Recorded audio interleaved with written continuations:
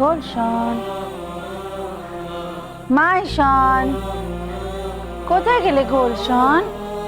এসো না, এসো না, এসো না গুলশান, এসো এসো এসো এসো। আর কত লুকোচুরি খেলবো, আর কত লুকোচুরি খেলবো আমরা? হাঁপিয়ে যাবো তো, মম তো হাঁপিয়ে যাবে গুলশান।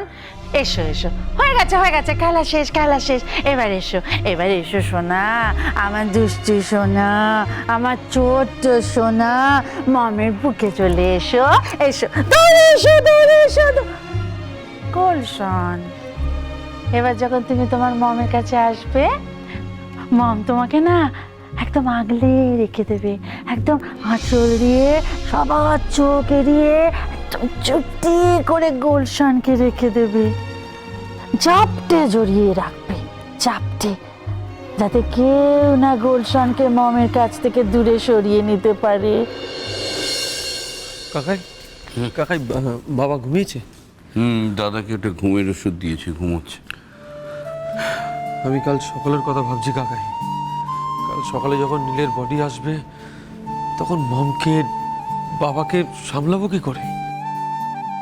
এই শোক সামাল দেওয়া যায় না।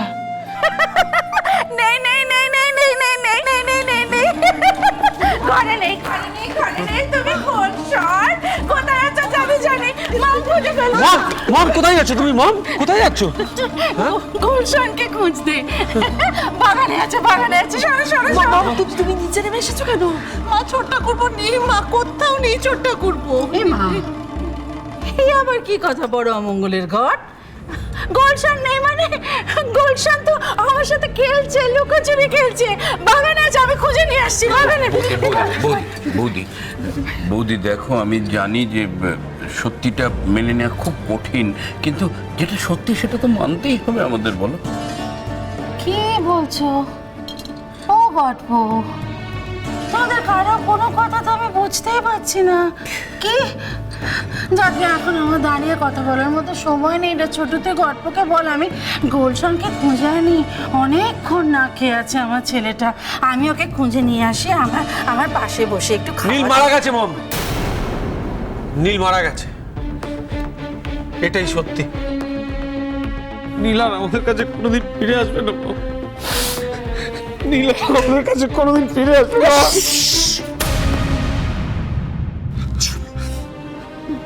বলতে নেই, বলতে নেই। কার নামে এসব বলছো? ছোট ভাইয়ের নামে এই সমস্ত আজে বাজে কথা বলতে হয়? নেই মানে? আচ্ছা তোমরা তো এখানে দাঁড়িয়ে আছো, তোমরা দেখে নাও। ও লুকোচুরি খেলছে আমার সাথে, এই তো এখান দিয়ে বাগানে চলে গেল। কেন এরকম কথা? আচ্ছা ঠিক আছে, ঠিক আছে, তোমরা দাঁড়াও, আমি এক্ষুনি আমার গুলশানকে খুঁজে আনছি। আমি তো জানি আমার গুলশান খুবই দুষ্টু, ও কোথায় লুকিয়ে আছে আমি জানি, আমি দেখে আনি। গুলশান,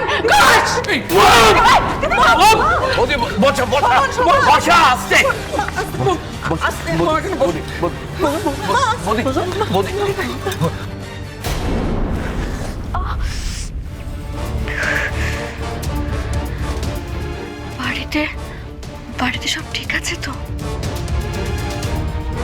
আমার কেন যেন মনে হচ্ছে বাড়িতে কিছু একটা হয়েছে। মা ঠিক আছে? মা নিশ্চয়ই কান্নাকাটি করতে করতে শরীর খারাপ, খুব কষ্ট পাচ্ছে মা। না না, নীল নীল যে বেঁচে আছে সেটা আমাকে সবাইকে বোঝাতে হবে, সবাইকে বলতে হবে, তা নাহলে সবাই তো এরকম ভাবে কষ্ট পেতেই থাকবে। ওই বাড়ির খবরটা এখন পাই কি করে? ফোন ফোন করতে হবে, কিন্তু তো ফোন কোথায় পাবো আমি?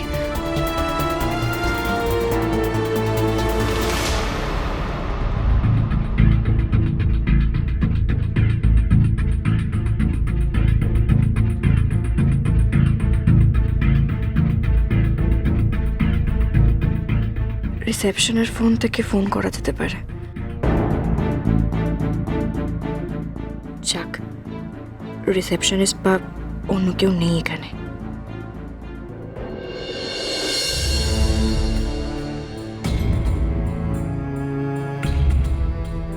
কেমন দেখলেন ডাক্তারবাবু? ভালো নয়। ওনাকে অ্যাজ সুন অ্যাজ পসিবল কোনো হসপিটালে অ্যাডমিট করান, নাহলে যে কোনো মুহূর্তেই বড় বিপদ হয়ে যেতে পারে। হাসপাতালে ভর্তি করতে হবে, কিন্তু হাসপাতালে গেলে যে মা আরো একা হয়ে যাবেন ডাক্তারবাবু। কিন্তু সেখানে উনি প্রপার ট্রিটমেন্ট এবং কেয়ারে থাকবেন। মম নীলকে সব থেকে বেশি ভালোবাসতো। নীল যে নেই সেটা মম কিছুতেই মেনে নিতে পারছে না। আমি সবই বুঝতে পারছি শোভনবাবু, কিন্তু ওনার হাইপার টেনশন আর অ্যাংজাইটি যদি না কমানো যায়, সত্যি চিন্তার বিষয় হয়ে উঠবে।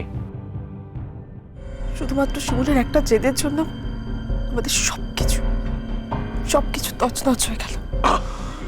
পল্লবী, তুই শিমুলকে দোষ দেওয়াটা বন্ধ করতো। যেটা সত্যি সেটা তো আমি বলবোই কাকাই, তুমি মানো আর না মানো। আমি দেখছি।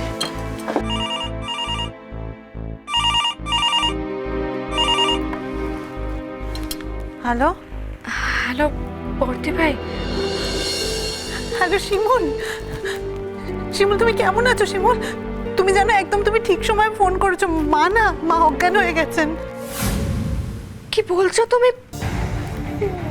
বর্দি মা অজ্ঞান হলো কি করে? মা এখন কেমন আছে? জ্ঞান ফিরেছে? তো তোমরা ডাক্তার কাছে খবর দিয়েছো? ডাক্তার এসে দেখছেন, কিন্তু মায়ের এখনো জ্ঞান ফেরেনি। ডাক্তার বলেছেন জানো যে মায়ের শরীরের অবস্থা একদম ভালো না। পরবর্তী কার ফোন? শিমুল শিমুল এত রাতে কোথা থেকে ফোন করছে দেখি? শিমুল তুমি কোথা থেকে ফোন করছো? মেজদা, আমি হসপিটালের রিসেপশন থেকে ফোন করছি। শোনো না, বলছি তোমরা প্লিজ মাকে সামলাও, মাকে দেখো, আর যত তাড়াতাড়ি সম্ভব আমাকে তোমরা এখান থেকে প্লিজ নিয়ে যাও। আমাকে যত তাড়াতাড়ি সম্ভব বাড়িতে পৌঁছতে হবে। মাকে বোঝাতে হবে যে মা যেন কষ্ট না পায়, কারণ নীল বেঁচে আছে, নীলের কিচ্ছু হয়নি। আচ্ছা ঠিক আছে, তুমি বিশ্রাম নাও, আমরা এই দিকটা দেখছি। তুমি সাবধানে থাকো, বেবিকে সাবধানে রাখো, তাড়াতাড়ি সুস্থ হয়ে ওঠো, কেমন? অম্বিকেশ বাড়ি ফিরে এমন ঘাটা দিয়েছে, গোটা সেট বাড়ির ভিতটাই নড়ে গেছে। শিমুলের ন্যাকামি আমি ঘোচাচ্ছি। মেজদা ভাই ফোনটা দে। শিমুল, আমাদের এত বড় সর্বনাশ করে তুই শান্ত হসনি, তাই না? আমার ভাইয়াকে মেরে মমের এরকম দুর্দশা করে তুই তোর ন্যাকামিটা চালিয়ে যাচ্ছিস। তুই কি ভেবেছিস বল? কি ভেবেছিস তোর এই ফেক কনসার্নে আমরা সবাই সবকিছু ভুলে থাকবো, তাই তো? পল্লবী যে, এসব কি বলছো তুমি? ঠিকই বলছি, একদম ঠিক কথা বলছি। তুই একদম না জানার ভান করবি না শিমুল। শুধুমাত্র তোর জন্য আমাদের পুরো পরিবারটা তছনছ হয়ে গেল। আমার ভাইপো কিন্তু তোর কাছে আছে। তুই যদি ওর কোনো রকম কোনো ক্ষতি করার চেষ্টা করিস, মম কিন্তু তোকে ছাড়বে না। আর আমরা পরিবারের কেউ কখনো তোকে ক্ষমাও করব না, কথাটা মাথায় রাখিস।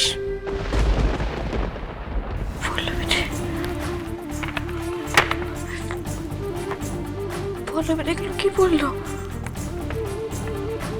পল্লবী আমাকে দোষী বলছে। নীলের এই অঘটনের জন্য আমি দায়ী।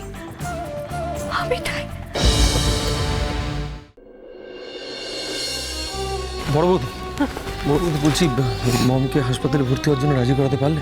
না চেষ্টা করবো, অনেক করে বললাম, মা তো কিছুতেই রাজি হচ্ছেন না। কি করবে? কি করি বলো তো? মমকে হাসপাতালে ভর্তি করাতে না পারলে নীলের বডি মগ থেকে ওদিকে দেরি হয়ে যাচ্ছে, এদিকে মমের শরীরের এই অবস্থা, মাথা খারাপ হয়ে যাচ্ছে। বড় বৌদি জাস্ট মাথা খারাপ হয়ে যাচ্ছে। যাবো না আমি। না না না না, শান্তি, যাবো না। শান্তি, শান্তি, শোনো। কোথাও আমি যাবো না। যাবো না, যাচ্ছে না কোথায়? শোনো শান্তি, তোমাকে হাসপাতালে এমনি যেতে বলা হচ্ছে না, তোমার শরীরের কথা ভেবেই তো বলা হচ্ছে। বৌদি একটা কথা শোনো, তোমার শরীরটা একদম ভালো নেই।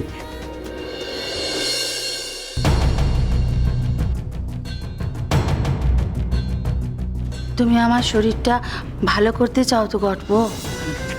ভালো করতে চাও? গোলশনকে এনে দাও না।